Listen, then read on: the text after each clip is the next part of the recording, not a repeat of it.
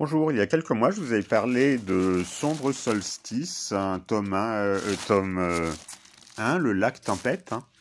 Vraiment l'histoire d'une bande d'ados qui, dans les années 1970, allait se reposer quelques jours et où on découvert un lac mystérieux où se passaient des phénomènes étranges, hein, voilà.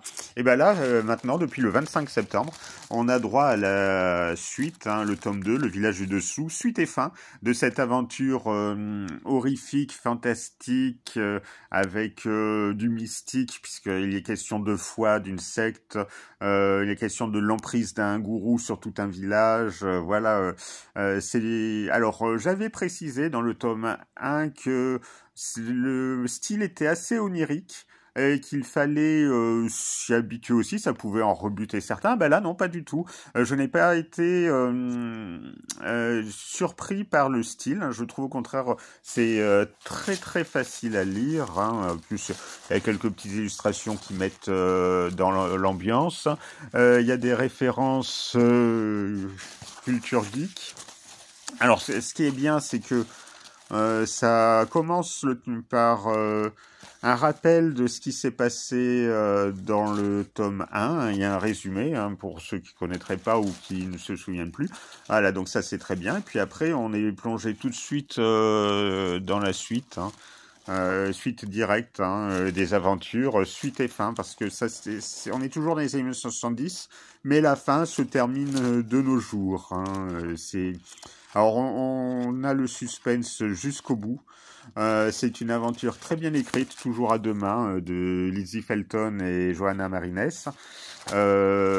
Très très bien, très très bon livre, très bon roman en deux tomes.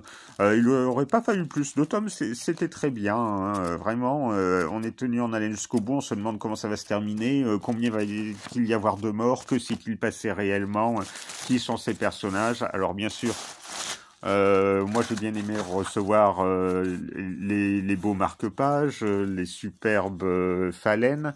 D'ailleurs, vous découvrirez dans ces romans pourquoi ces papillons sont aussi importants, ce qui signifie exactement. J'aime bien la couverture, hein, qui, quand on les relit, forme une image complète, hein. C'est l'image qu'on retrouve sur le splendide sac. Voilà. Donc c'est vraiment du tout bon, à conseiller à un peu tout le monde. Ça fait du bien, ce genre de lecture. Vraiment, ça détend vraiment. Je recommande, c'est un gros coup de cœur, hein, franchement, je m'attendais pas du tout. J'ai l'impression même que le tome 2 est vraiment au-dessus du tome 1, qui était déjà prometteur.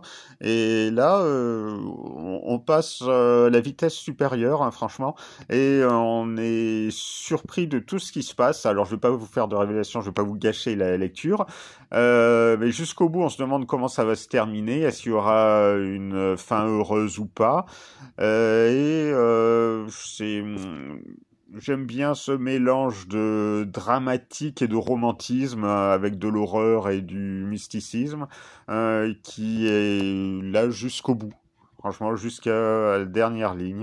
Il y a un peu de nostalgie aussi, oui. Oui, un petit peu de nostalgie également. Enfin bref, c'est vraiment magnifique. Ça, vraiment aimé. Je vous laisse découvrir. N'hésitez pas à donner votre avis, laisser des commentaires, aussi bien sur le tome 1 que le tome 2, et ce que vous en avez pensé en général. Ben voilà, vraiment. Donc je conseille vraiment. C'est le gros coup de cœur de cette fin d'année, hein, le tome 2 de Sombre Solstice, qui conclut merveilleusement la saga.